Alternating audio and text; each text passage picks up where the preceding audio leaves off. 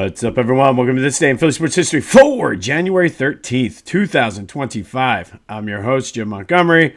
Welcome to a Victory Monday edition of the podcast. Yes, Eagles 22, Packers 10 in the NFC wildcard game. The Eagles move on. They will play the winner of tonight's Vikings-Rams game Sunday at 3 down at the Link. And as I always do the day after game, especially ones that I go to, kind of give you my initial thoughts based on not really reading or seeing anything. I did listen to Sirianni's press conference coming home from the train yesterday, so I do have a little bit of info, I guess, from what he said, but I think overall they knocked the rust off. If there was any concern about that, it definitely was not the cleanest game, but I feel as though the Eagles did what they had to do, and at this time of the year, it doesn't matter. You just win and move on. And again, there are definitely some things they could have done better. However, I think overall this was a solid performance and just sort of like a business-like performance from the Eagles yesterday, which is good. I think they need to be more consistent on offense. Jalen was somewhat good early. Struggled somewhat, but you got to give the Packers some credit. I mean, obviously they were playing for their lives as well, so of course they're going to come out and give effort. But I do think this just goes to show the Eagles were a much better team than the Packers, because Eagles certainly did not play their best game offensively. I felt, excuse me, I felt the defense was outstanding though. Nolan Smith was all over the place. Zach Bond. I just hope that he's not pricing himself out of the Eagles for next year. Excuse me. I feel Reed Blankenship played well as well. Nakobe Dean, I did not hear anything, but it didn't look good that he was carted off with a knee injury. That's certainly going to hurt this team moving forward. But as I said, my initial reactions were this is exactly what you needed to do. They had answers both on offense and defense when they needed them. When the Packers made it close, the offense responded, made it another two-score game. Jake Elliott missed an extra point, but he did have a couple big kicks there.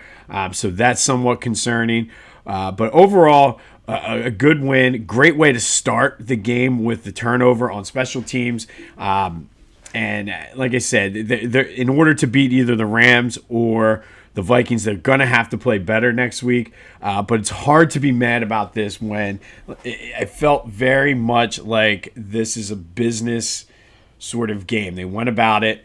They did what they had to do. And you move on. And in the playoffs, that's what you need. And I think for this team, too, it's probably good to get the monkey off of your back. I know AJ wasn't necessarily super involved. I don't know if that was game plan or if it was part of his knee bothering him. I guess I'll be able to find more about that with once I read and check into the post-game conferences and everything like that. But Eagles 22, Packers 10. We'll take it. I apologize for my voice. It was at the game, so it's a little raspy today. But you take it, you move on. Be watching that game tonight. Eagles get the winner of tonight's game. And truthfully, either way, either team, it's going to be on a short week. They're coming across the country one way or the other. So we'll see who it is. But it definitely will be keen or intently watching this game tonight. But as we always do, let's go back and recap the three keys to the game. The first key, I said, get Saquon involved early, set Jalen up for success early in the game. I mean, can't have a better first quarter, really, than what they did with the turnover. I think it was 10-0 at the end of the first quarter. Jalen threw the touchdown to Jahan Dotson. Like I said, Jalen was a little inconsistent throughout the game, but I do think you got to give some credit to the Packers for that, just because they had a good game plan. Saquon ended the day with 119 yards.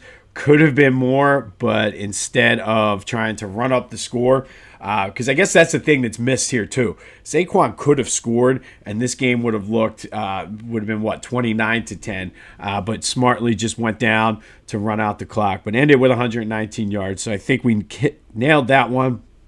Second key of the game, stop Josh Jacobs and then force Jordan Love to beat you and get some pressure on him. Josh Jacobs ended up with 81 yards, but I think most of that, like 30-some, came on one run. So the Eagles did do a good job with that. Jordan Love threw 3 interceptions. Nolan Smith had 2 sacks. I think we nailed that one too.